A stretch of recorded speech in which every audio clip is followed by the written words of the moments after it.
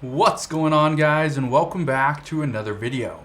So right now I want to go over what has been said today because it is now somewhat official that one of the Federal Reserves, one of the branches, is saying that yes, we are in a recession. So I want to address what's going on and how a recession is actually considered good news. And I know a lot of people are going to say, well, a recession's bad news. It means the economy is shrinking, and that's true. But at the same time, we grew so fast, so quickly, it was causing more pain than anything else. So let's address what's going on right now.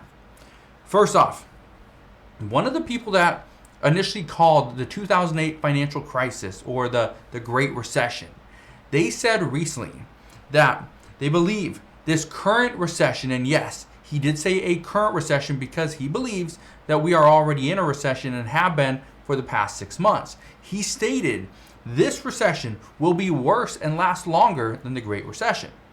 Now, he's not the only one that believes this because a recession is likely to get worse, at least according to multiple economists, because they believe the same thing.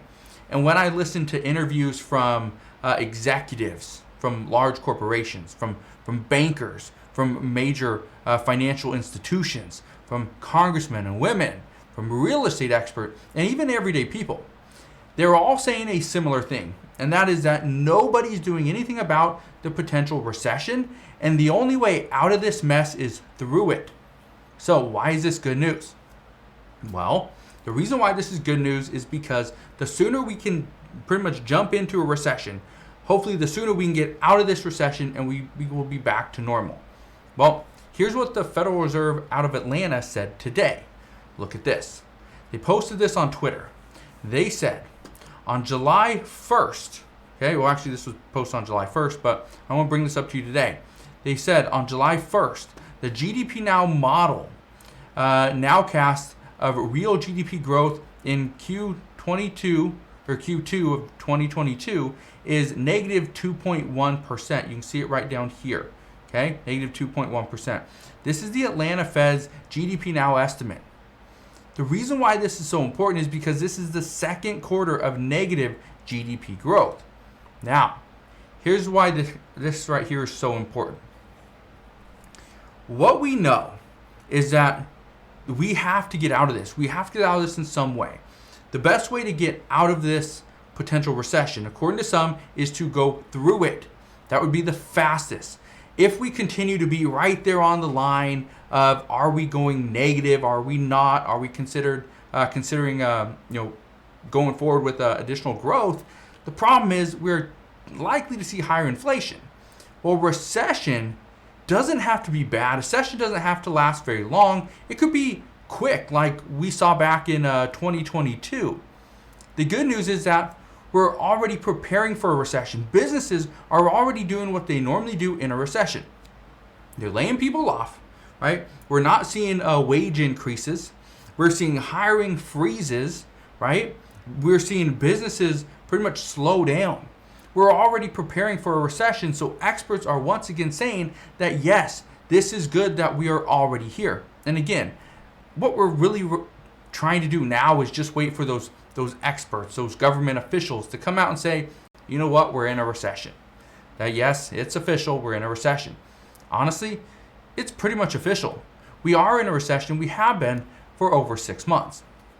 Now, we're going to have a new CPI report that comes out on July 13th. That's a week from tomorrow. This is actually going to give us a pretty big indication as to where we stand. If we can continue to see widespread inflation, that won't be good because that would show that we are seeing inflation everywhere, right? It's really broad, and so it makes it very difficult for the Federal Reserve or Congress to come in and do something to bring it back down. Now, if we see inflation impacting just a few industries, that would be a good sign, and this could easily be dealt with. So again, there's some good news there, but we won't have that until next week.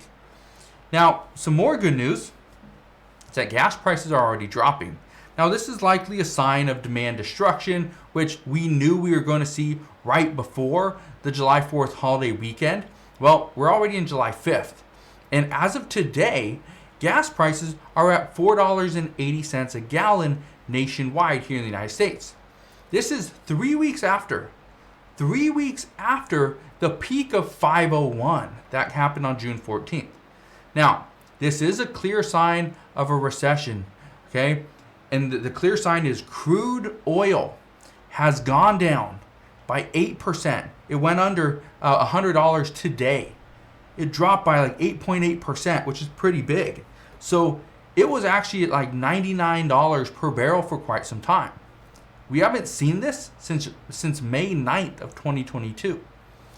But that's just the start of it. Even Citibank came out today and said that we could see oil dip to $65 a barrel on weak global demand.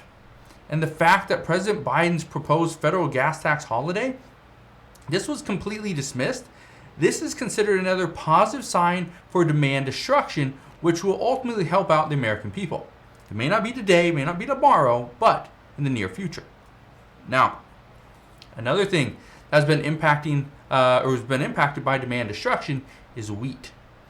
And I bring this up because some of the big increases that we've seen lately are gas, wheat, right? Utilities in general. That's where we're seeing a lot of increases. Well, what we're hearing today is that farmers, they can't afford to produce any more wheat. But this could actually bring in the Biden administration, it could bring in Congress, and they could actually push for more relief. Now, this could get the Biden administration to push for more relief because if farmers have additional support and we take some of the money and some of the funds and some of the resources we're sending to other countries and we keep them in-house, we keep them here in the United States, this could give us more wheat, it could bring down the prices, and it could make things much better. Again, it would be hard on those other countries that we're taking supplies away from, but again, if there are supplies, we can do what we want. Now, there's another thing. We're also experiencing a housing correction. And I know you've probably seen it on the news. Houses are not selling, right? Prices are up. I addressed this just the other day where the average, the median home price in the United States is now $450,000. That's insane because now I believe it's like 32% of people, or the average person would need about 32% of their average wage in order to qualify. The problem is lenders usually only like it when you have up to 28% of your wages going towards housing. Well, what we know, according to Moody's chief economist Mark Zandi, he says that this correction is dead ahead. We are not in the correction phase yet. It's something that's happening, but it's very close. The good news is that shelter makes up roughly 33% of the CPI report. So any decline in housing prices and sales will result in lower CPI.